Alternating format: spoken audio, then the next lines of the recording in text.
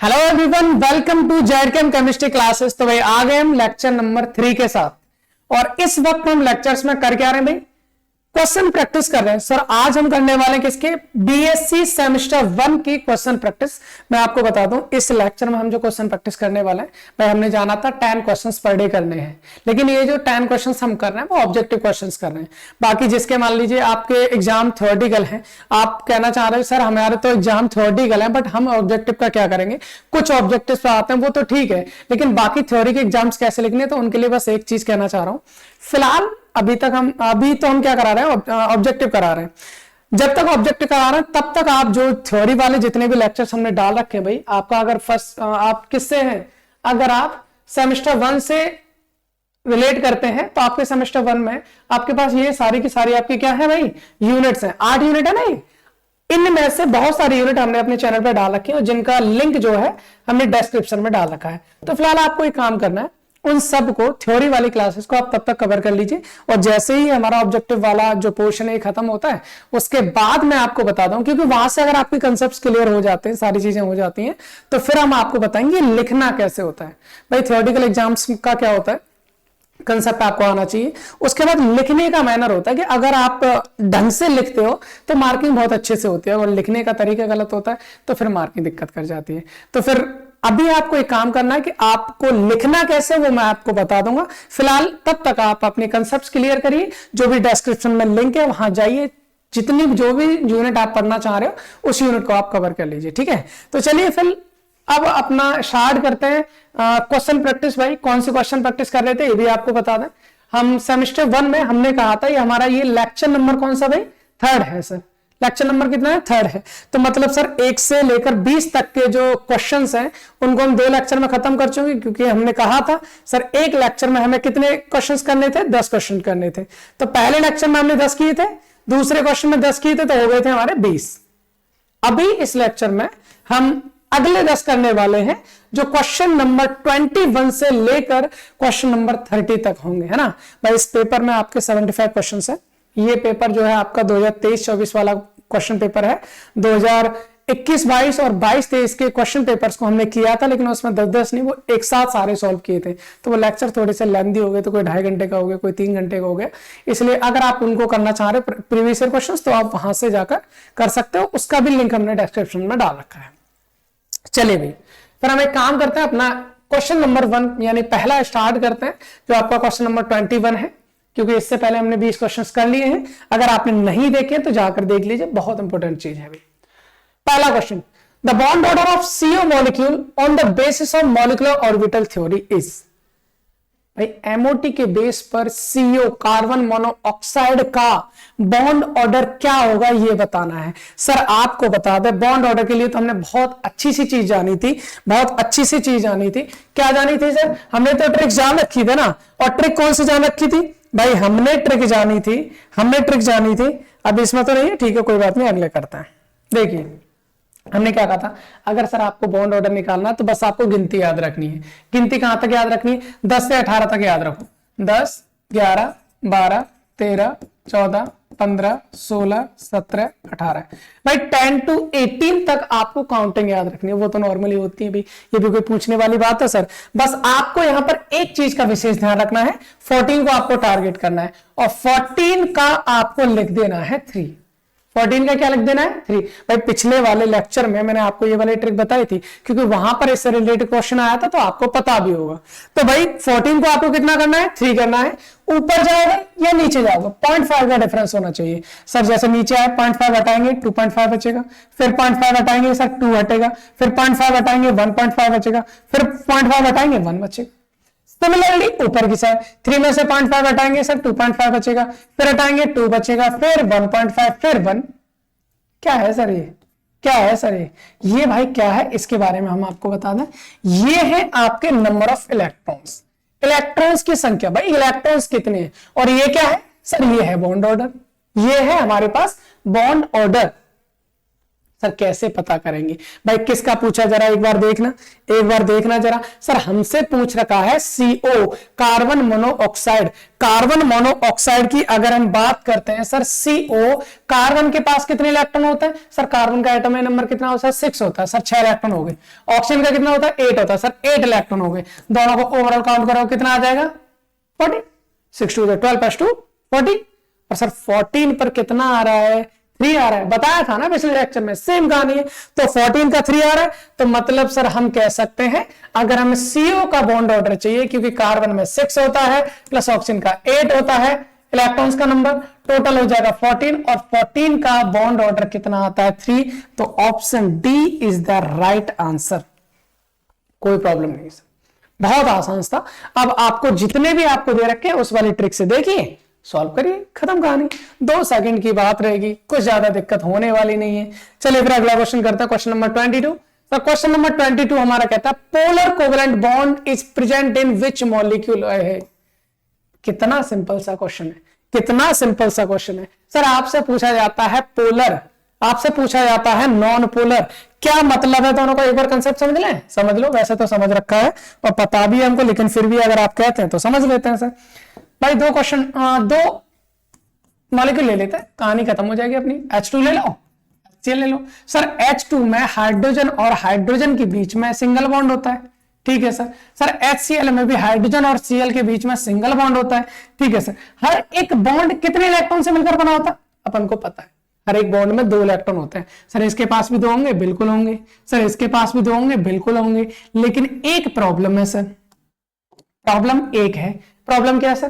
Problem ये है कि ये इस दोनों बॉन्डेड इलेक्ट्रॉन से जो एटम जुड़े हुए हैं वो दोनों सेम है, यहां पर दोनों अलग अलग है। अगर मान लीजिए भाई एटम के अंदर न्यूक्लियस होता है और न्यूक्लियस के पास पॉजिटिव चार्ज होता है, पॉजिटिव क्या करेगा?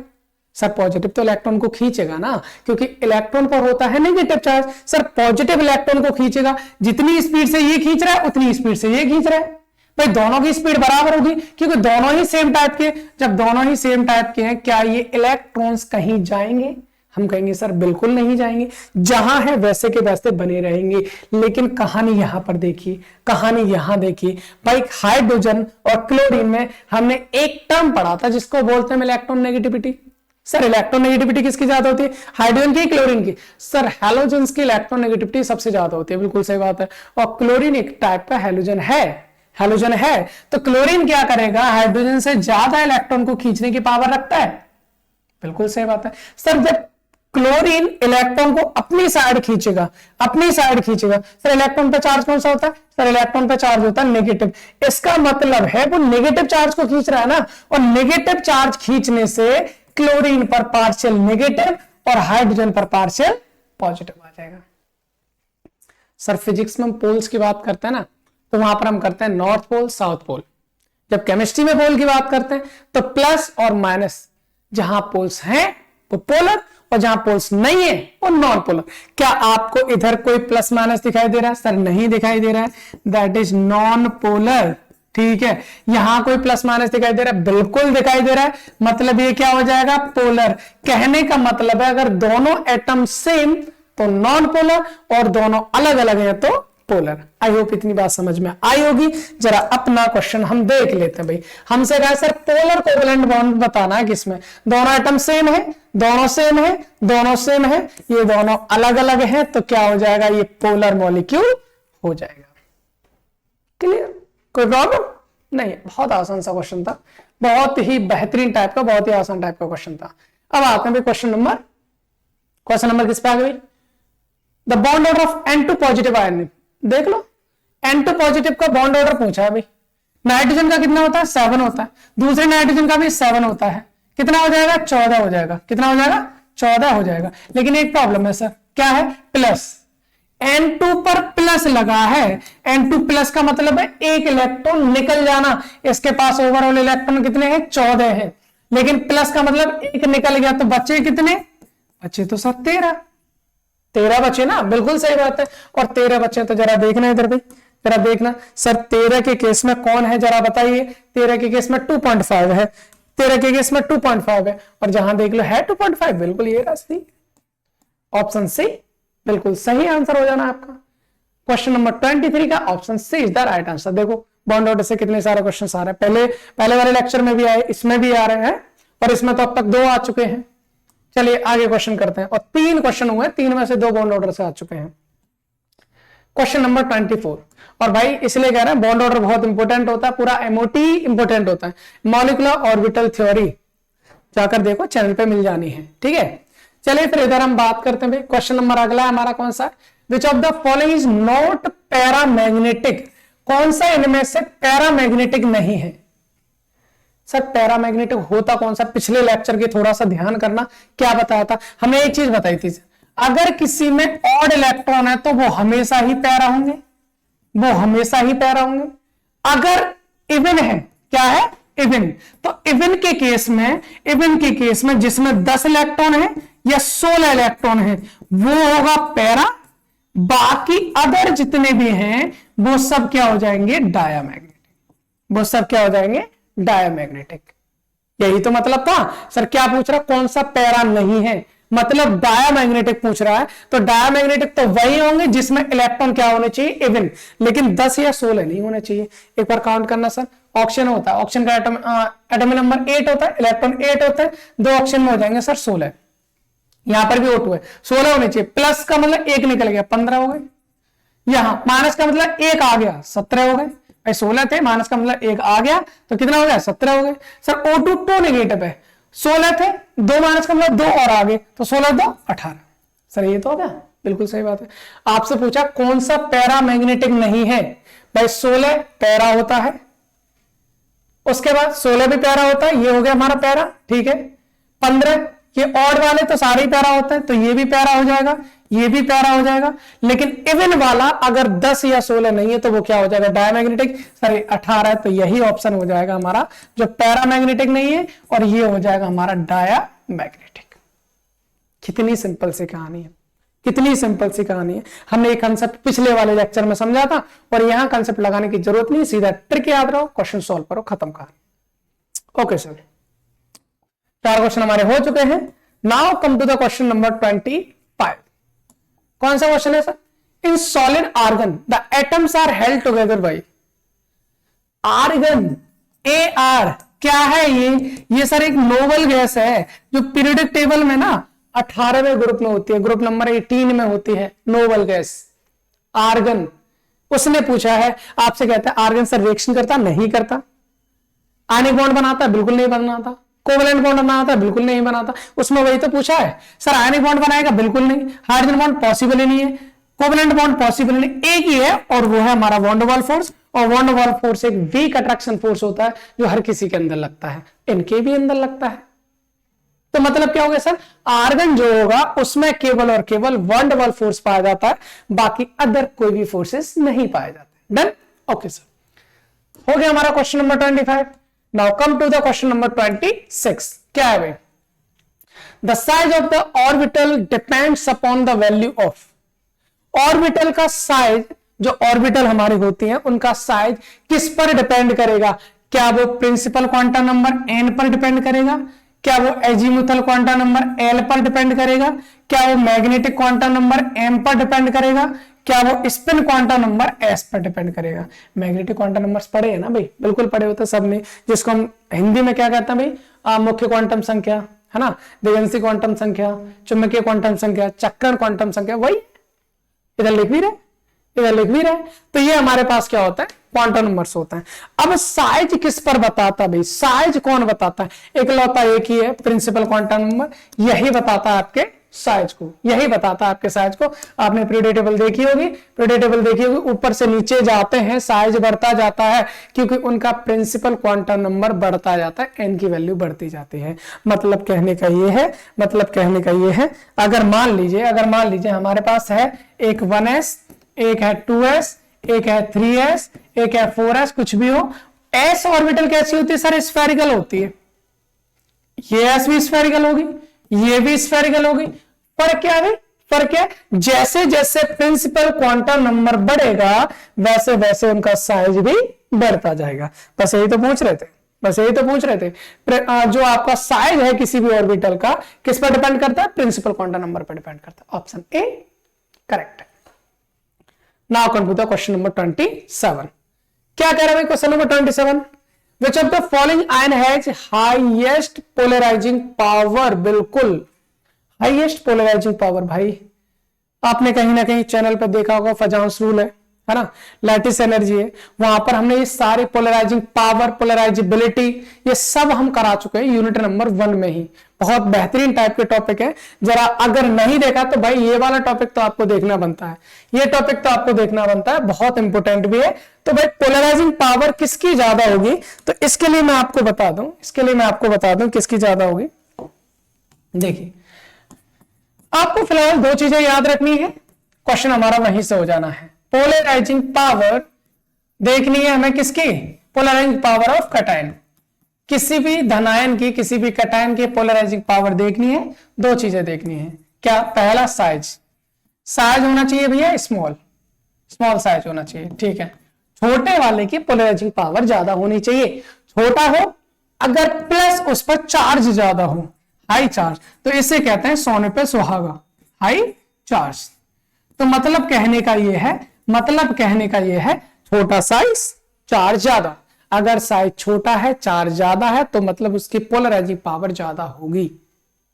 सर आपके पास कुछ चीजें दे रखी हैं, जरा देखिए Na+, Ca+2, Mg+2, Al+3, यही सॉल्व करने की कोशिश करते हैं। ठीक है सर, अपने पास क्या है? Na+ है, ठीक है।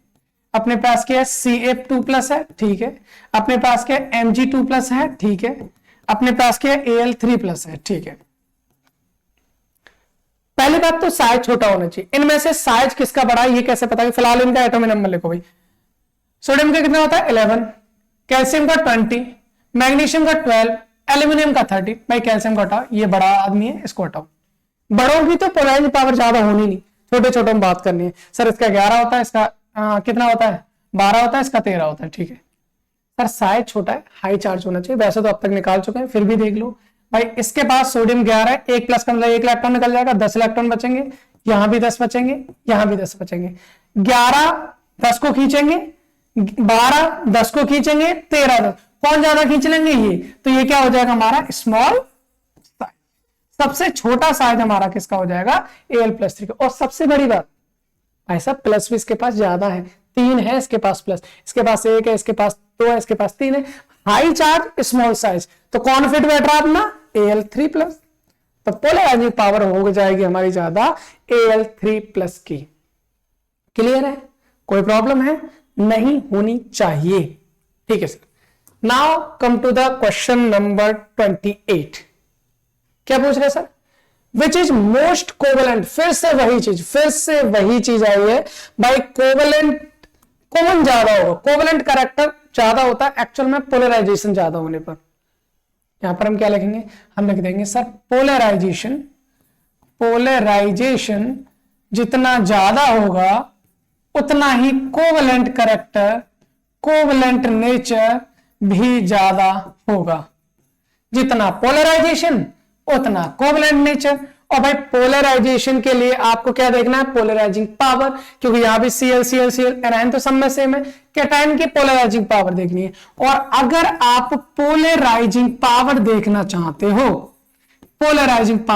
चाहते हो, अभी हमने जाना क्या सर? स्मॉल साइज होना चाहिए, बिल्कुल सही बात है, स्मॉल साइज। और चार्ज कैसा होना चाहिए? हाई होना चाहिए, हाई चार्ज होना चाहिए। कौन कौन है भाई अपने पास? यहां से देखो Be2+ आएगा, क्योंकि 2 Cl निकल जाएंगे, Cl पर -1 होता है, 2 Cl पर -2 हो गया, तो Be पे कितना हो जाएगा? +2। यहां से आ जाएगा Mg2+, ठीक है। कैल्शियम से आ जाएगा Ca2+, यहां से आ जाएगा स्ट्रोंशियम 2+। भाई एक चीज देखना, इसका एटॉमिक नंबर 4 होता है, सर 12 होता है, सर 20 होता है। इसका कितना होता है हमारा? इसका हो जाता है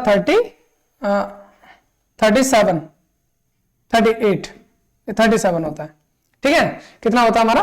38 ही होता है, सॉरी 38 हो जाता है, ठीक है। ये होता है हमारे पास। ये हमारे पास क्या हो गए भाई? ये हो गए अपने पास एटम्स, मतलब कैटायंस हो गए। तो अब इनमें देखेंगे भाई किसका साइज छोटा होगा। जाहिर सी बात है ऊपर से नीचे जाएंगे साइज तो बढ़ेगा ना। सबसे छोटा साइज किसका हो गया? Be2+ का। छोटा साइज चाहिए चार्ज ज्यादा चाहिए, चार्ज तो सब पे सेम है, तो जिसका छोटा साइज वो हो गया हमारा। तो जिस सबसे छोटा चार्ज किसका है भाई, Be का। तो सबसे ज्यादा कोवेलेंट कैरेक्टर किस में होगा भाई, ज्यादा कोवेलेंट कैरेक्टर उसी में होगा जिसका पोलराइजेशन ज्यादा, और जिसका पोलराइजेशन ज्यादा होगा वो कब होगा पोलराइजेशन ज्यादा, जिसकी पोलराइजिंग पावर ज्यादा होगी, साइज छोटा होना चाहिए, हाई चार्ज होना चाहिए, तो वो एक ही फिट हो रहा है, वो है हमारा Be2+, इसलिए आंसर हो जाएगा BeCl2। सर ये सब पजांस रूल से रिलेटेड है, बहुत अच्छे से हम उन टॉपिक्स को कर चुके हैं, इसलिए जाकर उनको एक बार पढ़ लो अच्छे से। चलिए सर नेक्स्ट क्वेश्चन नंबर 29, क्या पूछा भाई, द शेप ऑफ XgOF2, अगर ना कराइए तो ऐसा हो ही नहीं सकता। इस तरह की शेप तो हमने छोड़ी नहीं है सर क्लास में, आपने अगर पढ़ रखी है तो बहुत अच्छी बात है, अगर नहीं पढ़ रखी है थोड़ा सा अफसोस तो होगा। एक बार देख लो, हमें क्या पता करना सर, शेप पता करनी किसकी, XgOF2। इधर आइए जरा देखिए सर, हमसे कहा गया है XgOF2, Xg पर कितने इलेक्ट्रॉन होते हैं सर, बैलेंस इलेक्ट्रॉन 8 होते हैं, 1 2 3 4 5 6 7 8। एक तो ऑक्सीजन है, ऑक्सीजन सर डबल बॉन्ड से लगता है, फ्लोरीन 2 है, फ्लोरीन सिंगल बॉन्ड से लगता है, बाकी जो बचे उनको पेयर बना दो, लोन पेयर बना दो। एक स्टारिक नंबर, दो स्टारिक नंबर, 3 4 और डबल बॉन्ड को एक ही मानते हैं तो हमारा 5, 1 2 3 4 5। सर स्टार नंबर 5 हो गया, 5 का मतलब होता है sp3d, यही तो बताया ना, बिल्कुल सही बात है सर। 5 स्टार नंबर का मतलब होता है sp3d, और sp3d है तो उसकी ज्योमेट्री हो जाती है tbp। ज्योमेट्री क्या हो जाएगी, tbp। कैसे होगा भाई, जिन्होंने यहां होगा 1 बॉन्ड, 2 बॉन्ड, 3 बॉन्ड, और ये तीनों बॉन्ड कहां होने चाहिए भी सर, ये तीनों बॉन्ड हमारे ना एक प्लेन में होने चाहिए, ठीक है, एक प्लेन में होने चाहिए। बाकी जो 2 बॉन्ड होते हैं उनमें से एक बॉन्ड ऊपर और एक बॉन्ड नीचे, इसको कहा जाता है टीबीपी स्ट्रक्चर। आपसे क्या है सर, एक्चुअल में जरा देखो, इसमें 2 तो लोन पेयर हैं, और अगर 2 लोन पेयर हैं, अगर यहां 2 लोन पेयर है तो ये तो खत्म, 2 लोन पेयर यहां पर लगाओ, एक लोन पेयर, दूसरा लोन पेयर। अब क्या है, अब प्रॉब्लम ये है सर, एक है हमारे पास ऑक्सीजन, तो डबल बॉन्ड ऑक्सीजन लगा दो, 2 फ्लोरीन है, एक फ्लोरीन इधर, दूसरा फ्लोरीन इधर। अगर आप लोन पेयर को हटा दो, अगर आप लोन पेयर को हटा दो तो आपको ऐसी तो स्ट्रक्चर बनेगी, ऐसी ही तो स्ट्रक्चर बनेगी, बिल्कुल सही बात है। और इसको अगर मैं सीधा कर दूं, क्या बनना है, टी नजर आ रहा है ना, बिल्कुल। इधर देखना, इधर देखना, आपसे क्या पूछा भाई, हमसे तो सर वही पूछा है, से पूछिए इसकी XgOF2 की, कौन सी हो जाएगी, टी शेप हो जाएगी। क्या हो जानी है, टी शेप, टी आकार की शेप।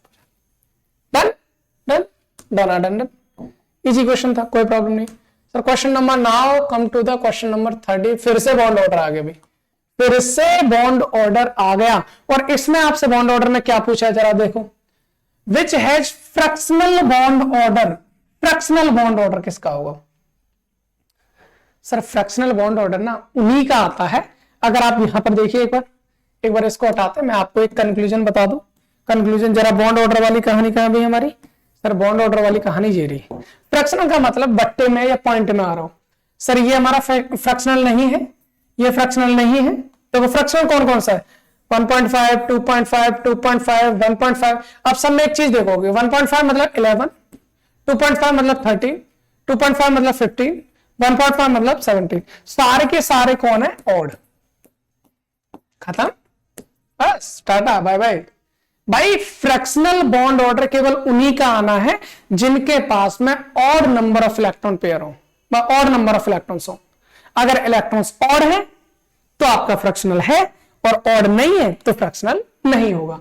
देख लीजिए चेक करके भैया, ऑक्सीजन होता है कितना होता है, 8, 8 दूनी 16, 2 ऑक्सीजन है 16 हो गया, लेकिन 2 प्लस लगे तो 16 में से 2 हो गया तो 14 बचेगा।